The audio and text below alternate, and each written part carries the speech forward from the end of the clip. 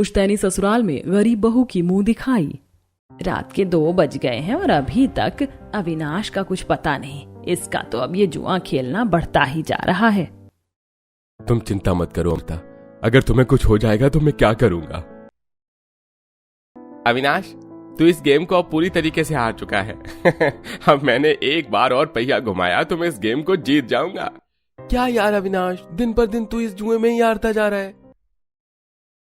अविनाश गिलास में शराब की बोतल पलटकर शराब पीते हुए, अरे इतनी जल्दी मैं इस जुए को नहीं हार सकता। ये वॉच देख रहे हो मेरी कलाई पर, ये पूरे 10 लाख रुपए की वॉच है। अब मैं इस जुए में अपनी इस महंगी गाड़ी को दांव पर लगाऊंगा। इतना कहकर अविनाश अपनी महंगी घड़ी दांव पर लगाता है और उसे भी हार जाता है, जिसके बाद नशे में लड़खड़ाते हुए अविनाश घर पहुंचता है, जहां निधि दरवाजा खोलती है। भैया आप आ गए, माँ पापा आपका ही इंतजार कर रहे थे। इतने में अमृता और सुभाष वहां आते हैं।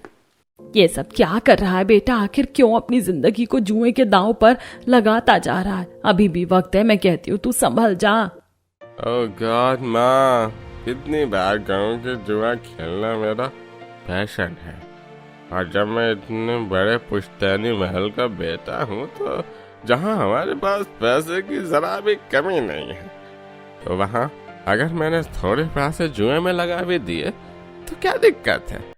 अरे चुप कर, तू बात करने का तरीका ही भूल गया है। निहायत ही बेशरम होता जा रहा है। चला जा अपने कमरे में। पता नहीं मेरी परवरिश में क्या कमी रह गई थी जो ये मुझे ऐसे दिन दिखा रहा है। अब अविनाश लड़खड़ाते हुए अपने कमरे में जाता है। अगले दिन पुश्तैनी घर का पूरा परिवार डाइनिंग टेबल पर बैठकर खाना खा रहा होता है। शिवम बाबा, आपकी प्लेट में 2 रोटी और डालूं? नहीं, रहने दीजिए। वैसे अविनाश कहीं नजर नहीं आ रहा है पिताजी। भैया शायद छोटे भैया अब तक सो रहे हैं। नजर कहां से आएंगे देवर जी, जब रात के 3-3 बजे तक जुआ खेलकर शराब के नशे में धुत होकर घर आएंगे। मुझे बहुत दुख होता है अपने छोटे भाई को ऐसी हालत में देखकर। समझ में नहीं आ रहा है क्या करूं। पापा आप कहो तो मैं इसे अपने साथ बिजनेस में इन्वॉल्व करूं? हाँ बेटा, तू समझदार है, तू ही कुछ कर देखना इसे। कोशिश कर लो, पर मुझे नहीं लगता कि ये जिम्मेदारी संभाल पाएगा। दूसरी तरफ अविनाश लॉकर से नोटों की गड्डी निकाल रहा होता है और उसे ऐसा करते हुए कनिका देख लेती है। अरे देवर जी, ये क्या कर रहे हैं? लॉकर से इतने सारे पैसे क्यों निकाल रहे हैं? माँ जी, पिताजी, शिवम, सब जल्दी यहाँ आइए।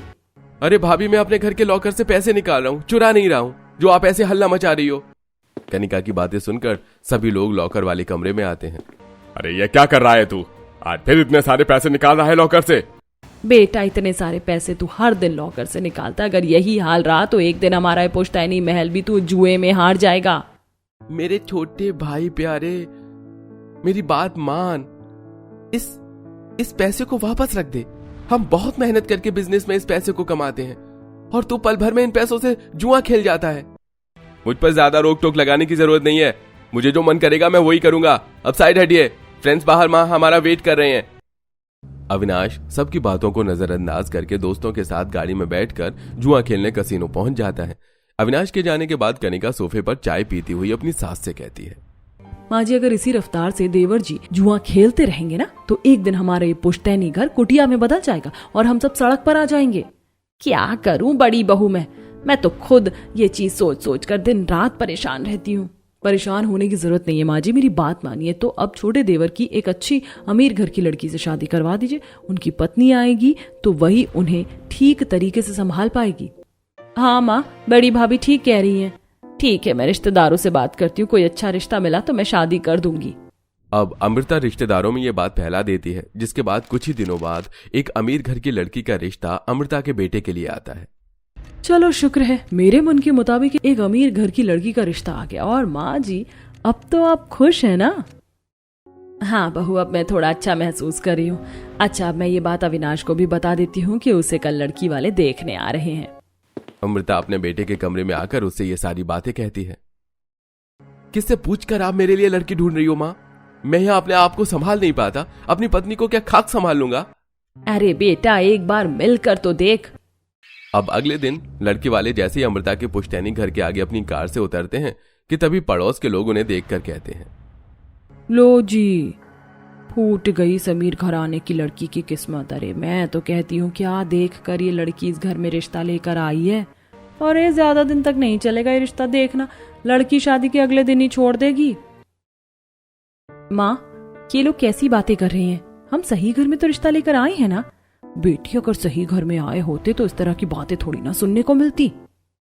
दूसरी तरफ कनिका, निधि, अमृता लड़की वालों का इंतजार करती हुई। माँ जी, लड़की वाले आए नहीं अभी तक। 1 मिनट, मैं बिंदु से पता करती हूँ। अमृता फोन करती है। बिंदु, वो लड़की वाले आने वाले थे, आए नहीं। अरे क्या बताऊं अमृता, लड़की वालों का फोन आया था मेरे पास, कह रहे थे वो जैसे ही तेरे घर के दरवाजे पर पहुंचे पड़ोस के लोग तेरे छोटे बेटे के बारे में उल्टी सीधी बातें करने लगे, जिसे सुनकर वो लोग उल्टे पैर वहां से वापस आ गए। अच्छा ठीक है। ऐसे कुछ महीने बाद फिर अमृता के घर में एक अमीर लड़की का रिश्ता आता है। अरे अमृता जी, आपका ये पुश्तैनी घर तो काफी खूबसूरत। देवकी इतना कहती ही है कि इतने में अमृता का छोटा बेटा शर्ट के सभी बटन को खोलकर हाथों में सिगरेट लेकर वहां पहुंचता है। अरे अमृता जी, ये है आपका बेटा? ओह गॉड, कितनी घटिया हालत हो रही है इस लड़के की। माँ, मैं ऐसे लड़के की वाइफ नहीं बन सकती, आई एम सॉरी। देवकी अपनी बेटी को लेकर वहां से जाने लगती है। अरे आप लोग रुकिए तो सही। नहीं नहीं नहीं थैंक्स, अब हम चलते हैं। अब अमृता बहुत दुखी और निराश हो जाती है। माँ परेशान मत होइए, देखना एक दिन एक बहुत सुंदर समझदार लड़की आएगी हमारे भैया की जिंदगी में। ऐसे माँ, मैं क्या कह रही थी, क्यों ना हम एक बार पंडित जी से पूछे किसी लड़की का रिश्ता। हाँ सही कही तूने ये बात। अब अमृता अगले ही दिन पंडित को घर बुलाती है। राम राम अमृता जी, कैसी हैं आप? जी मैं ठीक हूँ। वो पंडित जी, मैंने आपको यहाँ इसलिए बुलाया था कि आप मुझे एक अच्छी सुंदर लड़की का रिश्ता बता दो। अच्छा अच्छा रुकिए, मैं अभी पत्रा खोलकर ग्रह के अनुसार आपको रिश्ता बताता हूँ। पंडित पत्रा खोलता है जिसमें उसे एक सुंदर लड़की का रिश्ता मिल जाता है। अमृता जी, एक सुंदर लड़की है तो, पर वो लड़की आप लोगों से गरीब है। लेकिन अगर वो लड़की आपके पुश्तैनी घर की बहू बनी तो आपके लिए भाग्यशाली साबित होगी। ये तो बहुत खुशी की बात है। पर माँ जी, हम एक आलिशान पुश्तैनी घर में रहने वाले अमीर लोग हैं, फिर आप देवर जी के लिए गरीब लड़की क्यों पसंद कर रही हैं? चुप कर बहू, अमीर और गरीब क्या होता है, मेरे बेटे को जो संभाल ले वही मेरी बहू होगी। अब रात को अमृता अपने बेटे के कमरे में जाती है। बेटा बेटा मेरी बात सुनेगा? हाँ माँ, क्या हुआ? वो बेटा, एक बहुत ही सुंदर लड़की का रिश्ता आया, मैं तेरे आगे हाथ जोड़ती हूँ, तू एक बार इस लड़की से मिल ले। फिर वही बात, आप जानते हो मेरे साथ कोई भी लड़की कभी खुश नहीं रह सकती। तू एक बार उस लड़की से मिल तो ले, फिर तुझे जैसे जीना है तू वैसे जी। ठीक है, मैं मिलने के लिए तैयार हूँ। दूर खड़ी कनिका ये सारी बातें सुनकर, अरे मेरे देवर जी की अकल भी क्या घास चरने गई है। इतनी अमीर लड़कियों के रिश्ते आए तो इन्होंने उनसे मिलने के लिए साफ मना कर दिया, और अब उस गरीब लड़की से मिलने के लिए एक झटके में तैयार हो गए। अब अगले दिन अमृता अपने बेटे को लेकर उस गरीब लड़की के घर जाती है। अरे अमृता जी, हाँ ये आइए, मैं आपका ही इंतजार कर रही थी। पंडित जी ने बताया था कि आज आप लोग मेरी बेटी से मिलने आ रहे हैं। सुमित्रा अपने गरीब घर में सबको प्लास्टिक की कुर्सी पर बिठाती है। मैं तो धन्य हो गई कि आप जैसे आलीशान घर के लोगों का रिश्ता मेरी गरीब बेटी के लिए आया है। नहीं नहीं, बस इतनी भी तारीफ मत कीजिए, ये मेरा बेटा है अविनाश। अविनाश सुमित्रा के पैर छूता है। खुश रहो बेटा। अब रिद्धिमा सबके लिए चाय नाश्ता लेकर आती है। आपकी बेटी काफी संस्कारी और सुंदर है, मुझे आपकी बेटी पसंद आ गई है। अरे ये तो बहुत अच्छी बात है, चलिए थोड़ी देर इनको अकेला छोड़ देते हैं। क्या कहा अकेले में? अरे नहीं नहीं, कहीं मेरा बेटा कुछ उल्टे सीधे सवाल जवाब ना करने लगे इस मासूम लड़की के साथ। अच्छा ठीक है।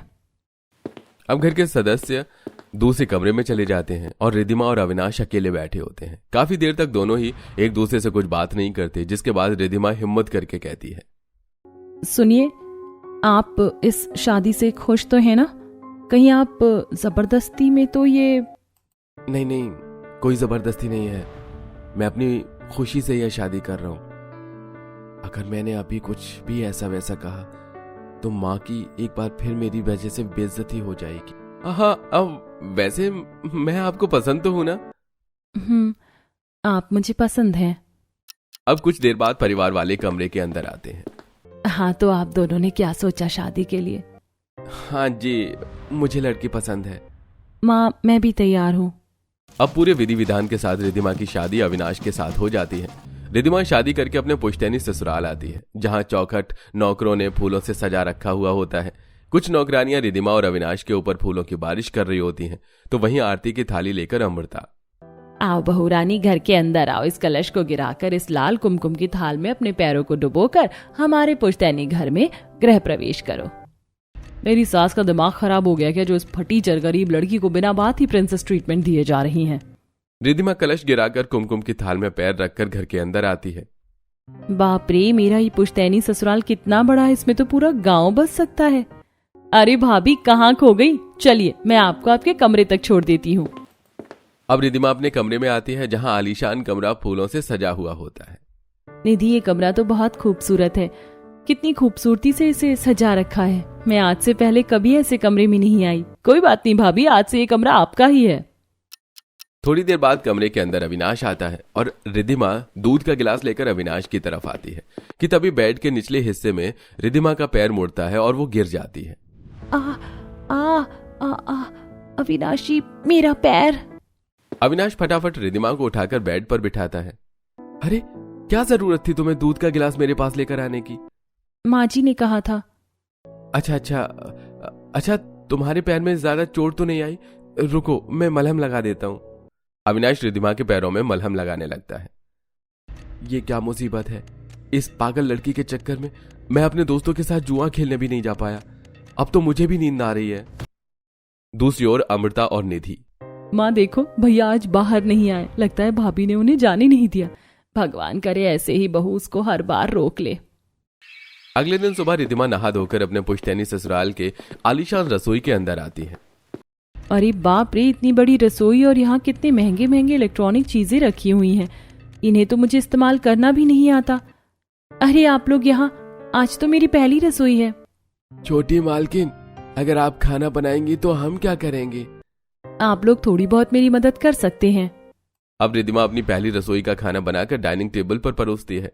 दूसरी तरफ अविनाश हाथों में पैसे लेकर जुआ खेलने जा रहा होता है।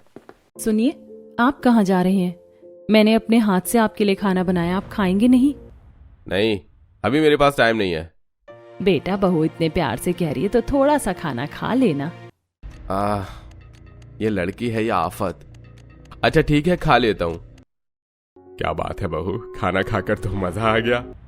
हाँ भाभी, खाना अच्छा बनाया है। खाना तो स्वादिष्ट बना है। अविनाश जी, आपको अच्छा नहीं लगा क्या खाना? नहीं, ऐसा नहीं है, मुझे भी खाना काफी अच्छा लगा। कैसे ख्याल रख रही है बहू मेरे बेटे का। अच्छा बहू, ये पकड़ अपनी पहली रसोई का नेक सोने का हार। क्या सोने का हार माँ जी? इतना महंगा? हाँ, ये हार पहनने की औकात तो नहीं है तुम्हारी, पर कोई नहीं, अपने पुश्तैनी ससुराल में तुम्हें ये सब देखने को मिल जाएगा। एक सेकेंड बड़ी भाभी, आप इस तरीके से किसी की गरीबी का मजाक या उन्हें डोमिनेट नहीं कर सकती। छोड़ बेटी, ये तो कुछ भी बोलती है। वैसे मैं क्या कह रही थी छोटी बहू, कल तेरी पुश्तैनी ससुराल में मुंह दिखाई की रस्म है। मैं चाहती हूँ कि तेरी मुंह दिखाई काफी खूबसूरत तरीके से हो, इसलिए मैंने डिजाइनर लहंगे वाले को, महंगे महंगे ज्वेलरी वाले को और तुझे खूबसूरत सा तैयार करने के लिए एक बहुत ही महंगी मेकअप आर्टिस्ट को भी बुक कर दिया है। अरे माँ जी, इन सब की क्या जरूरत थी? कुछ देर बाद घर में डिजाइनर लहंगे वाले आते हैं। बहू, इन डिजाइनर लहंगे में तू अपने लिए कोई खूबसूरत लहंगा पसंद कर ले। भाभी, ये वाला लहंगा देखिए, बिल्कुल मनीष मल्होत्रा की तरह डिजाइन है, ये आप पर बहुत अच्छा लगेगा। ठीक है, फिर यही ले लेते हैं। दूर खड़ी कनिका। मुझे ना बहुत गुस्सा आ रहा है, ये लोग इस गरीब लड़की के लिए इतना क्यों कर रहे हैं?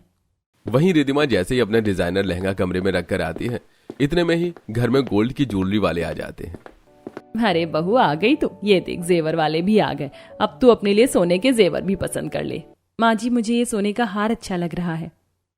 अरे वाह छोटी मालकिन, क्या हार पसंद किया है आपने।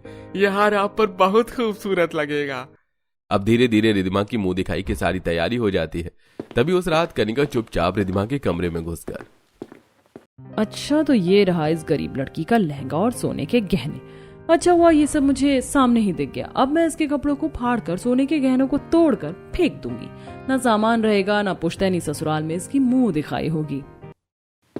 कनिका रिदिमा के सामान को खराब करने जा ही रही होती है कि पीछे से अविनाश आ जाता है। अरे बड़ी भाभी, आप यहाँ क्या कर रही हो? और रिदिमा कहाँ है? पता नहीं देवर जी, मैं भी तो उसी को ढूंढने आई थी। अच्छा, मैं बाहर देखती हूँ।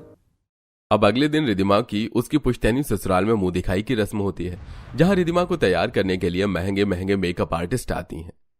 मैम, आपको आपके लहंगे और ज्वेलरी के हिसाब से किस तरह का मेकअप चाहिए? मुझे नहीं पता, मैंने कभी कराया नहीं। आप देखिए ना मुझ पर क्या ज्यादा अच्छा लगेगा। जो अच्छा लगेगा आप वही कर दीजिए। ठीक है मैम, हम कर देते हैं। अब कुछ देर बाद रिदिमा खूबसूरत सा लहंगा, सुंदर मेकअप, महंगे गहने, बालों में गजरा, हाथों में चूड़ियां पहनकर मुंह दिखाई की रस्म में आती है, जहां सभी लोग रिदिमा को देखते ही रह जाते हैं। वहीं अविनाश भी बस उसे टुकुर टुकुर ताकता ही रह जाता है। क्या बात है अमृता, बहू लाई है या हीरोइन? बहुत खूबसूरत लग रही है तेरी बहू तो। हाँ सचमुच अविनाश की बहू तो काफी सुंदर है। मेरी तो आंखें झपक ही नहीं रही, मन कर रहा बस बहू को देखती रहूं। शुक्रिया शुक्रिया, आप सभी का शुक्रिया। अब सभी लोग अमृता के हाथ में तरह तरह के तोहफे देते हैं। वहीं अविनाश, ओ गॉड, ये इतनी खूबसूरत और डिसेंट मेरी पत्नी है, इसे देखकर तो किसी को भी प्यार हो जाए। ऐसी पत्नी के लिए तो मैं अब सच में सुधरना चाहूंगा। She deserve a better husband. ये गरीब औरत तो दिन पर दिन घर वालों के दिल पर राज ही करती जा रही है। कुछ तो करना पड़ेगा कनिका। अब कनिका से रिदिमा की खुशी देखी नहीं जाती। तभी अगले दिन सुबह अमृता परेशान होकर, अरे तुम सब में से किसी ने मेरा महंगा सोने की कीमती पुश्तैनी हार देखा क्या? पूरे कमरे में देख लिया पर कहीं नहीं मिल रहा। अरे ऐसे कैसे हो सकता है? आपका कीमती वो सोने का पुश्तैनी हार आज तक तो कभी नहीं खोया। माँ जी मेरी बात मानिए तो एक बार सबके कमरे की तलाशी ले लीजिए। अच्छा ठीक है, मैं देखती हूँ। अब अमृता एक एक करके सभी के कमरों को देखती है। उसके बाद वो रिदिमा के कमरे में आती, जहां अलमारी खोलकर अमृता 2-4 कपड़ों को उठाकर देख ही रही होती है कि इतने में सोने का हार जमीन पर गिरता है। अरे अरे अरे माँ जी, ये देखिए, ये रहा आपके सोने का हार। ये यहाँ पर कैसे आया? बहू ये क्या? मेरा कीमती सोने का पुश्तैनी हार तेरी अलमारी में क्या कर रहा है? नहीं माँ जी, आप गलत समझ रही हैं। मुझे खुद नहीं पता कि आपका ये कीमती सोने का पुश्तैनी हार मेरे कमरे में कैसे आया। जरूर कोई गलतफहमी हुई है यहाँ पर। कोई गलतफहमी नहीं हुई है रिदिमा हम लोगों को। सच तो ये कि तुम्हारी आंखें चौंधा गई पुश्तैनी ससुराल में आकर, इसीलिए तुम चोरी करने पर उतर आई। नहीं नहीं, ऐसा नहीं है, आप लोग गलत समझ रही हैं। आप सब लोग शांत हो जाइए। अभी पता चल जाएगा कि माँ का ये कीमती सोने का हार रिदिमा के कमरे में कैसे आया। मैं अभी सीसीटीवी कैमरा चेक करता हूँ। पर देवर जी, सीसीटीवी कैमरा तो कई महीनों से खराब चल रहा है ना? नहीं भाभी, बड़ी भाभी, मैंने कुछ दिन पहले ही उसे ठीक करवा दिया था। अब अविनाश सीसीटीवी कैमरे में चेक करता है, जहां उसे साफ नजर आता है कि कैसे कनिका ने उस हार को रिदिमा की अलमारी में छुपाया था। अच्छा भाभी, तो ये सब आप कर रही थी ताकि मेरी पत्नी बदनाम हो सके? ये सब क्या है बहू? तुझे शर्म नहीं आई रिदिमा जैसी मासूम लड़की के ऊपर इस तरीके का आरोप लगाकर उसके चरित्र पर चोरी का दाग लगा रही थी तू? बोलिए भाभी, चुप क्यों हैं आप? माँ जी, मुझे ये गरीब रिदिमा शुरू से ही पसंद नहीं थी। फिर इसके आने के बाद आप लोगों ने सारी इंपॉर्टेंस मुझे छोड़कर इसे देनी शुरू कर दी और मुझे ये चीज दिन रात खलती जा रही थी। इसीलिए बस मैं कैसे भी करके इसके ऊपर एक ऐसा इल्जाम लगाना चाहती थी जिससे आप लोगों के दिलो दिमाग में इसके लिए नफरत बैठ जाए। पर आज मुझे एहसास हुआ कि मैं कितना गलत कर रही थी। मैं हाथ जोड़कर आप लोगों से माफी मांगती हूँ और रिदिमा तुमसे भी, मुझे माफ कर दो। कोई बात नहीं दीदी, मेरी तरफ से आपकी हर गलतियां माफ है क्योंकि आप मुझसे बड़ी हैं। इस दिन के बाद से अमृता की दोनों ही बहू मिलकर रहने लगती हैं। वहीं रिदिमा जैसी पत्नी पाकर अविनाश भी हमेशा के लिए जुआ खेलने जैसी गंदी आदतों को छोड़ देता है।